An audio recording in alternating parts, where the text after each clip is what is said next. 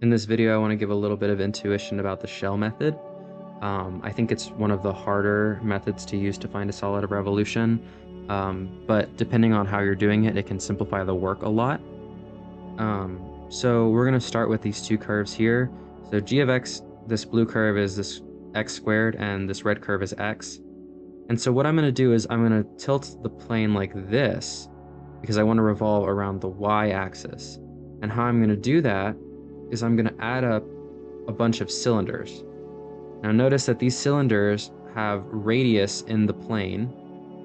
The radius goes along here, and the height is the distance between these two functions here. So my cylinders are bounded, their height is bounded by these two functions here.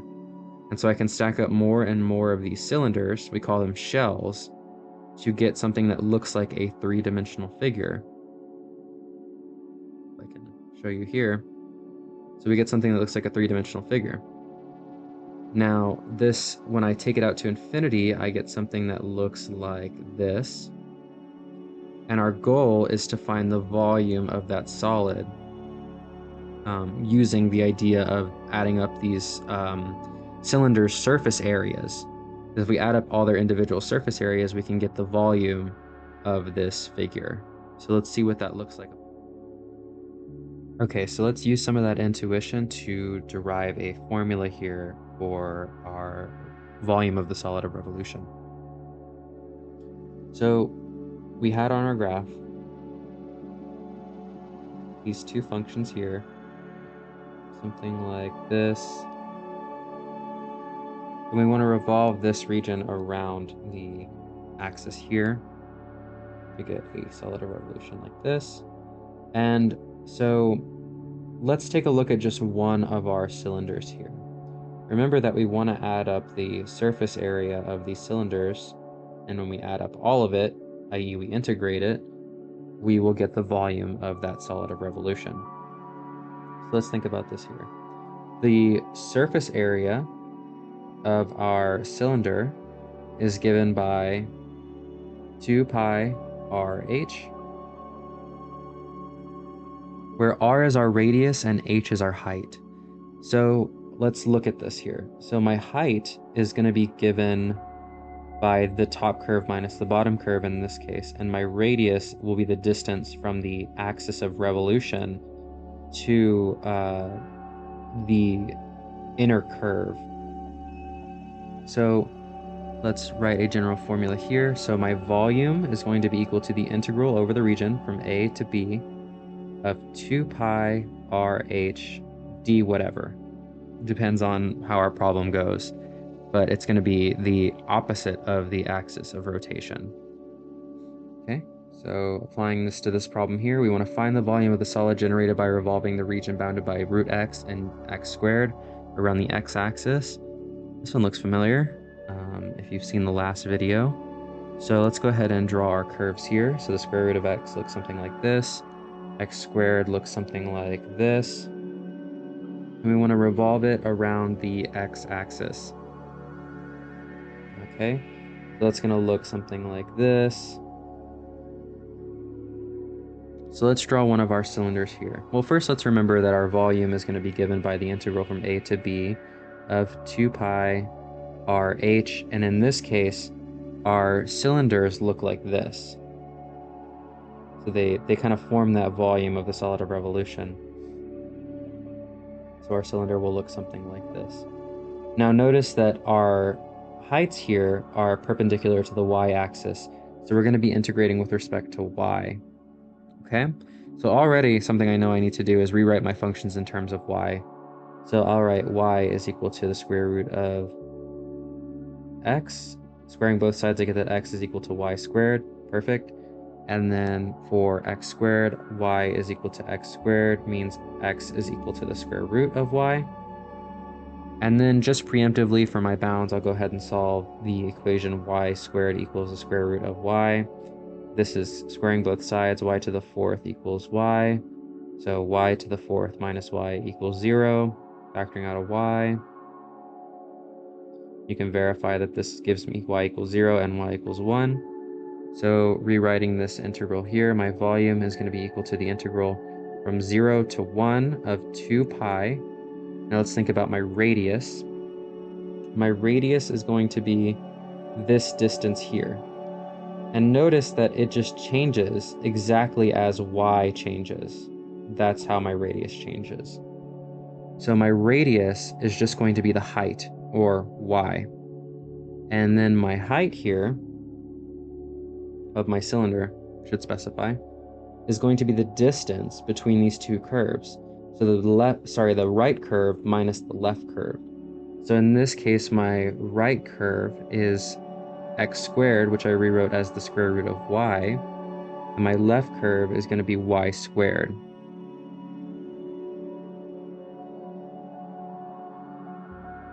dy. Now this will give me the volume of my solid. So my volume is going to be equal to 2 pi times the integral from 0 to 1 of y to the 3 halves minus y cubed dy. So I just distributed this y inside.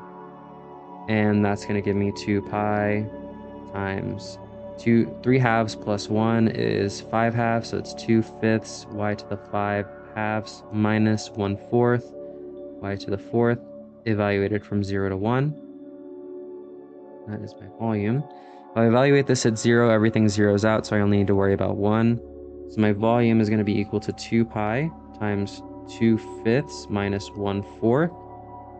Giving these a common denominator so I can add them, I get 2 pi times, this is going to be 4 times 2 is 8, minus 5 over 20.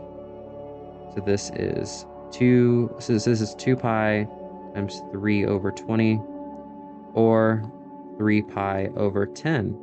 And if you watch the last video, this is exactly what we got for the exact same solid of revolution using the disk washer method. So that demonstrates that the shell method and the disk washer method both work in any case. All right, moving on. We want to find the volume of the solid generated by revolving the region bounded by f of x equals x cubed and g of x equals x in the first quadrant around the y-axis. Okay, so let's draw our little picture here. So this is going to be the x cubed, sorry. And this is going to be x here.